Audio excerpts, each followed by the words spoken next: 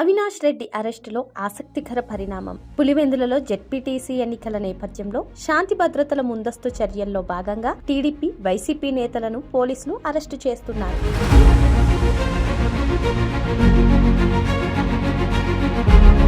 ఈ నేపథ్యంలో తెల్లవారుజామున అవినాష్ రెడ్డి ఇంటికి వెళ్లిన పోలీసులు అవినాష్ రెడ్డిని అరెస్టు చేశారు.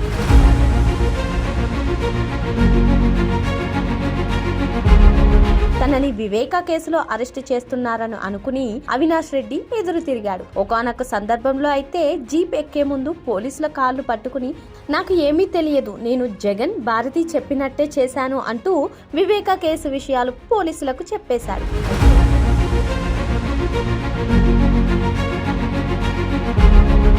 అయితే పోలీసులు ఈ కేసులో మిమ్మల్ని అరెస్ట్ చేయటం లేదు, ఈ కేసుకు సంబంధించి మీకు ఏమైనా ఉంటే సిబిఐకి చెప్పుకోండి అంటూ లాగి జీపులో పడేశారు. మొత్తానికి కంగారులో అవినాష్ రెడ్డి నిజం చెప్పేయడంతో ఒక్కసారిగా వైసీపీ నేతలు, పులివెందుల కార్యకర్తలు షాక్ తిన్నారు. దీనిపై జగన్ ఎలా స్పందిస్తాడో చూడాలి మరి.